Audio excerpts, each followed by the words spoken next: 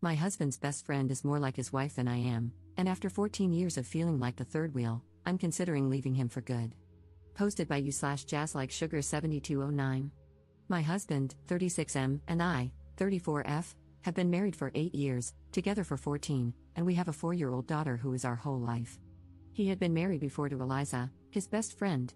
They married at 18, were together for 2 years, and then divorced. They remained best friends, and when we started dating, Eliza, my husband's other best friend Jack, and my husband were a tight-knit group. Eliza was one of the bros, and I was always the girlfriend and later the wife, always an outsider. His 2 friends are single, so our house was always a place for them to crash.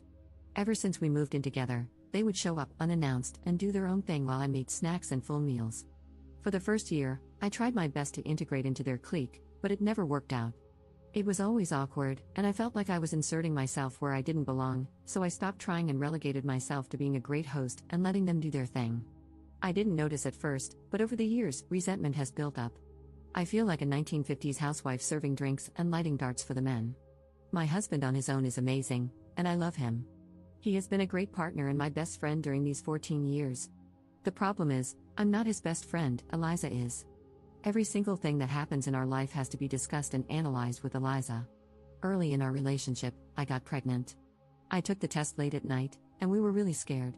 Despite this, he was so reassuring, holding me the whole night and telling me he was ready to do whatever I wanted.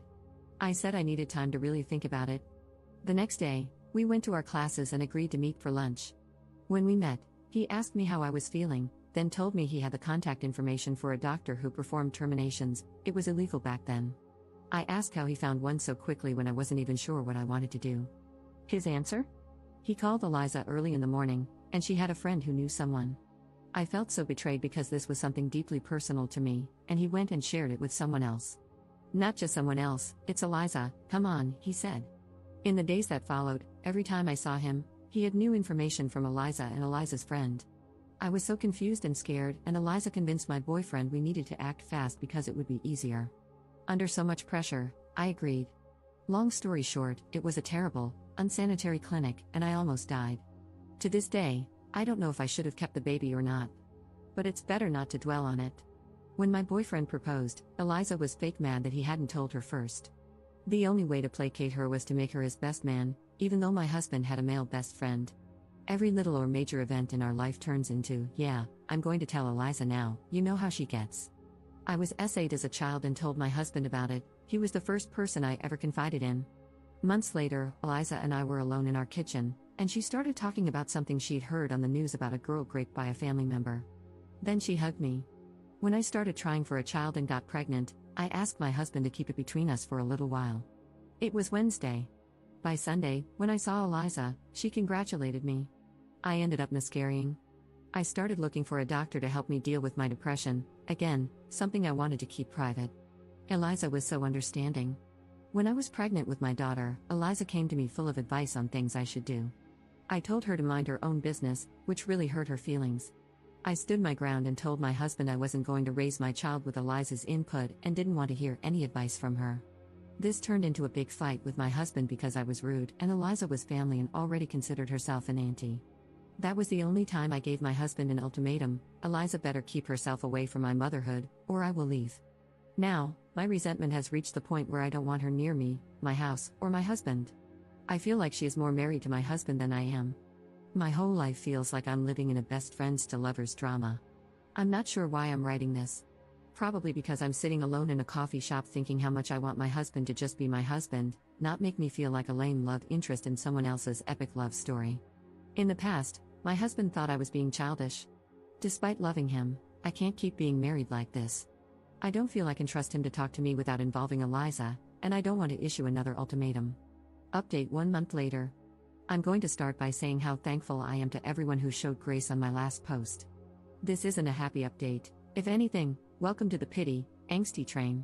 After writing my post and reading how most people felt about it, my head was full of doubts and sadness.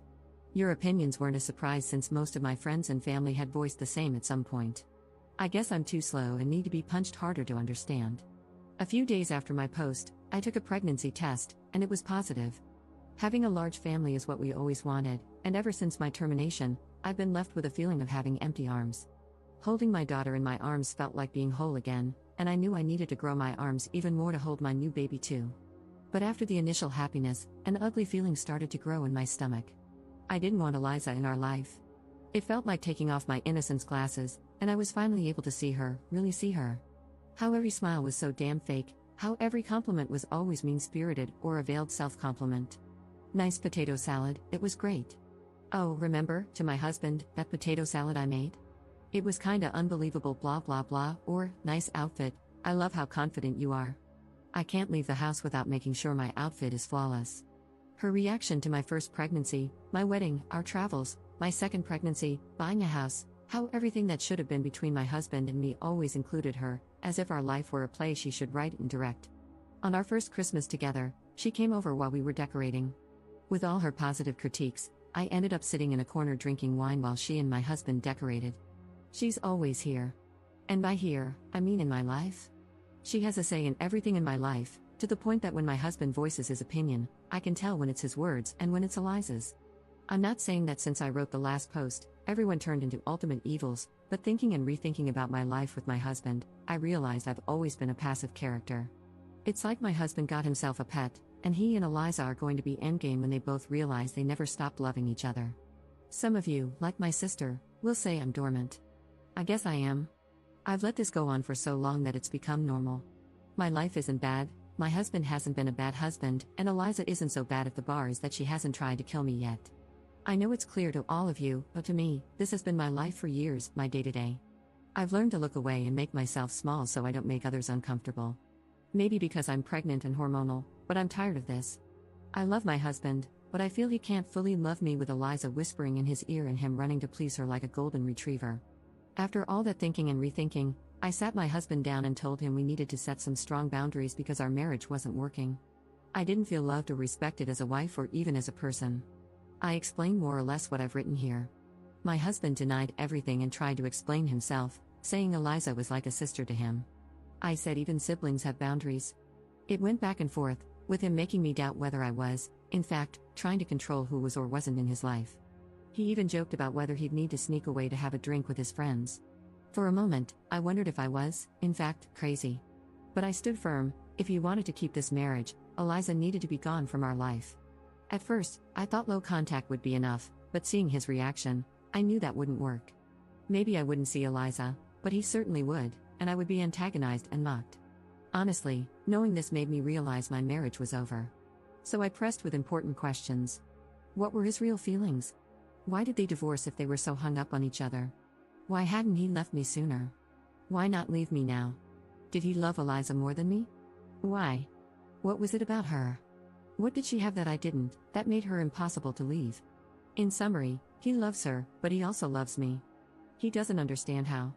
Both of us bring something he doesn't want to miss. He's not sure if he wants a life with Eliza like the one we have, a marriage, a family, but she is his soulmate. They divorced because their relationship was so intense it burned them both. With me, he has calm, peace, and a loving place to come back to. He's never cheated but admits he sometimes fantasizes about her being me and me being her. They often talk about having this life together but agree that being together would destroy their bond. Also messed up, my God. I know it was kind of obvious to all of you in my first post, and it should have been obvious to me. But hearing my husband say he loves another woman, that she's his soulmate, and that he put her at the center of our life, made her an auntie to our daughter and some kind of sister-in-law to me, a supposed family friend, it broke me. I'm not going to lie. I threw myself on the floor, hugged his legs, and begged him, asking what I needed to do to make him love me, to only love me. I felt so pathetic, but I thought everything was worth saving something as valuable as my marriage. I cried and cried and cried. And the hardest part was hearing there was nothing I could do. This is all. I know it's not some shocking news, but for me, my life is falling apart. The only things holding me together are two little hands that hug me every night and the small bean in my belly. We haven't discussed anything legal yet. He's left the house, and my sister and mom are staying with us for now. Top comment. He's a selfish, cruel man. She is equally horrible. He used you, kept her around, and she played along with it.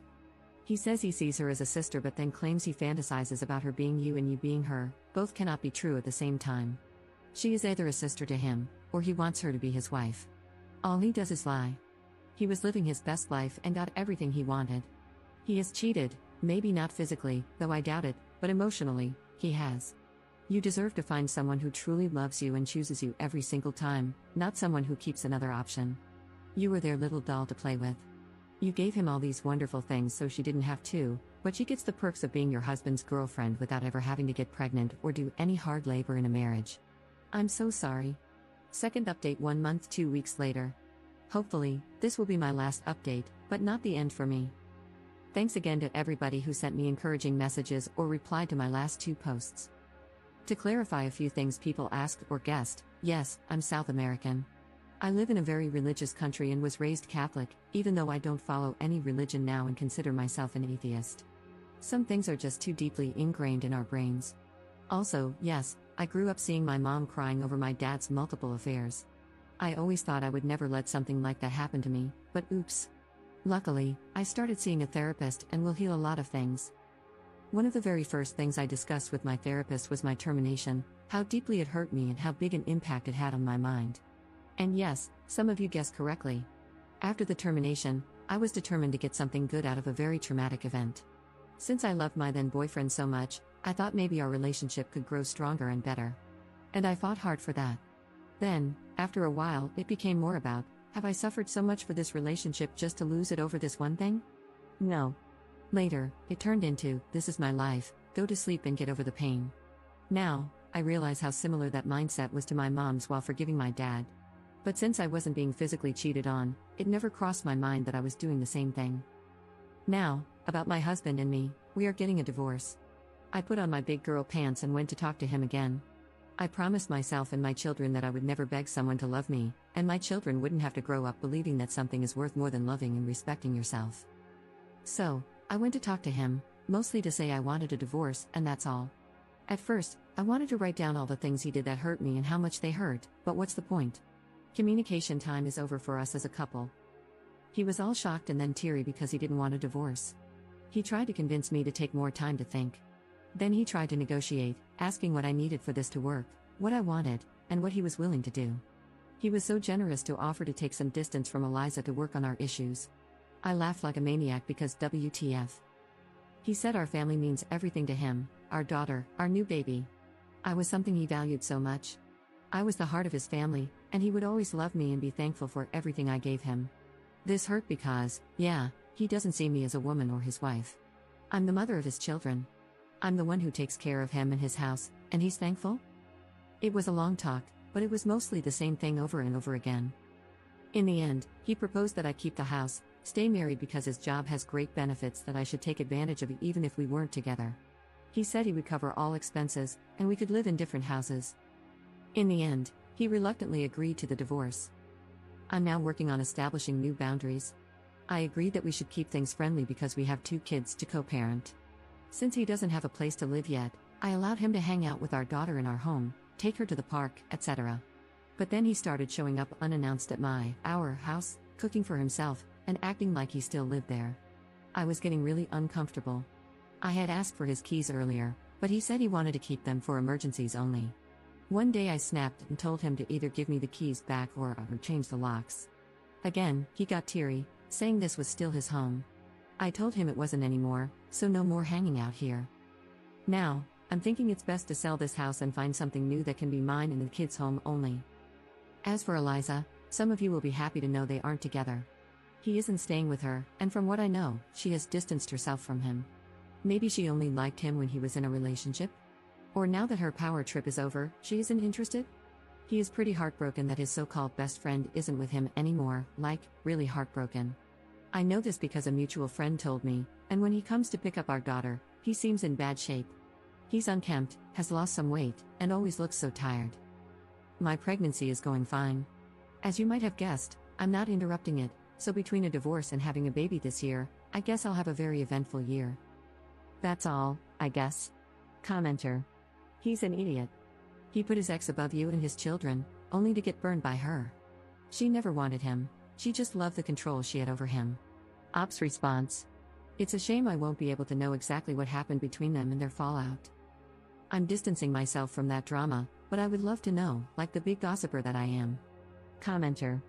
I'm so happy for you. The idea of a different house is good, but you can also just change all the locks. Build a social support group for yourself, create distance from your ex, and limit interactions. Wishing you all the best. Ops response. I think the new house will be the best, without any sad memories, just a fresh start. Also, I want to live closer to my mom and sister since I will be needing their help.